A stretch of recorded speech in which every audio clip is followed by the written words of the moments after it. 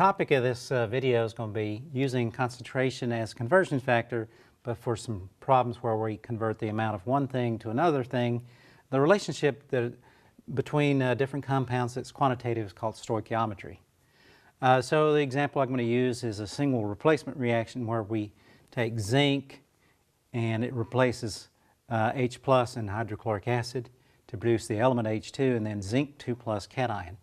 So we're going to add some zinc to some hydrochloric acid, and we're going to see how much acid it needs to consume that zinc completely and convert it to zinc cation. So first of all, we need to know what is the relationship between zinc and hydrochloric acid, and that's given by the balanced chemical equation. And so zinc metal plus HCl aqueous. Okay, so zinc is a solid, and then goes to hydrogen gas, which is a diatomic molecule, plus zinc. Now zinc does not exist as a plus 1 cation, but as a plus 2. Okay, so let's look and see what needs to be done to balance this sort of thing. Well, first of all, I'm going to need 2 hydrogens, and then there's 2 chlorides here. Need to write those in. So basically, we have hydrogen chloride plus an element. Now we have another element plus zinc chloride. Now zinc chloride, of course, is a soluble salt because most chlorides are soluble, including zinc chloride. And so that's what zinc chloride is going to look like in a solution. All right, so now we know that we need 2 moles of HCl for every 1 mole of zinc. Okay, so now let's look and see, are we given the amount of H2 or are we given the amount of zinc? So those are the 2 elements we have to relate to each other, zinc and H2. All right, so we need to know the amount of zinc and the amount of, HCl. There we go. Never mind, H2 is that's going to be the amount of product. We weren't asked for that. So let's go ahead and erase this guy right here.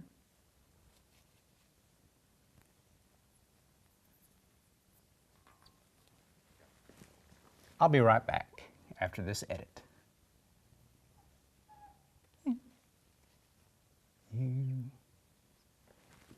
All right. All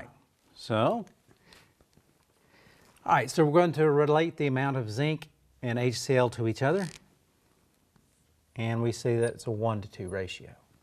All right, so now the question is, are we given the amount of zinc or are we given the amount of HCl? Okay, well, we don't know the amount of HCl, but we do know the amount of zinc. So that's our starting point. It's 5.32 grams of zinc. And then in order to use a balanced chemical equation, you need everything in moles. So the first thing we need to do is convert grams of zinc to moles of zinc, and that's the molar mass.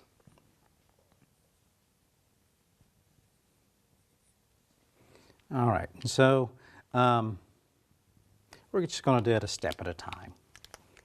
Okay, so 5.32 divided by 60, 5.39. And we're going to get 0.0814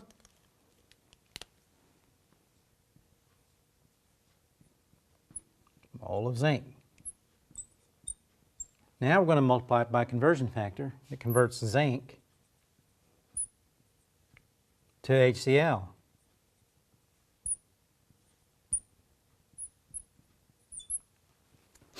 All right. So now moles of zinc will cancel and we'll get moles of HCl. And that's just going to be double, 2 times 0.0814. And that's 0.163 mole of HCl. All right, now we could do this 2 different ways. One is to multiply by the conversion factor with molarity or to use a chemical equation, simple chemical equation. We'll actually do it both ways. All right, so first of all, I'm going to use the molarity as a conversion factor.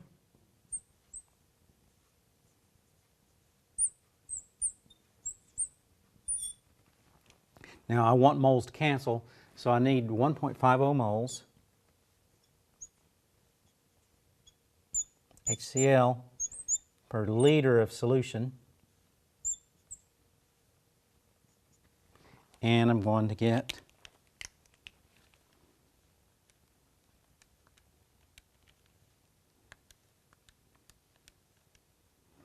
0.109 liters of solution.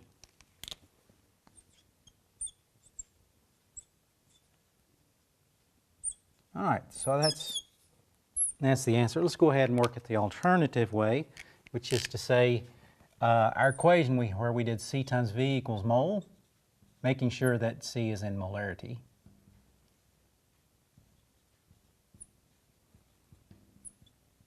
Exclamation mark.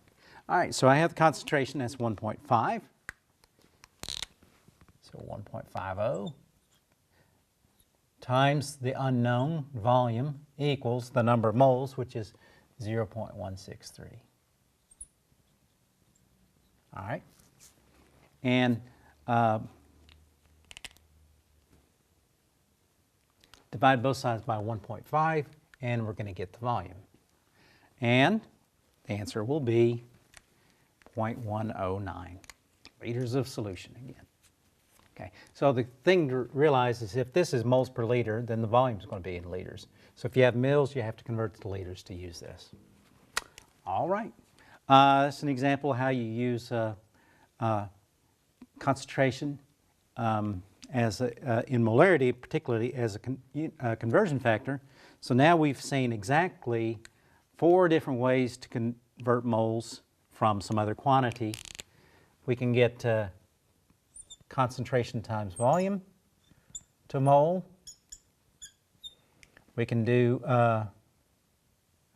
grams and then times grams per mole, the molar mass.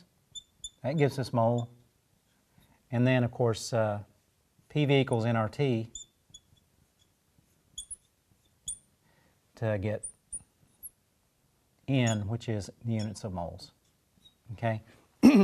So all of the variations on this sorts of problem is you need to get to moles to convert from one compound to another. But how you get to moles can be 3 different ways. And then once you have moles of the other substance, how you get to the quantity of that also can be done 3 different ways. So what we did up front was we did the gram to mole conversion to get moles, and at the end we did the concentration and the volume to get the volume of the solution.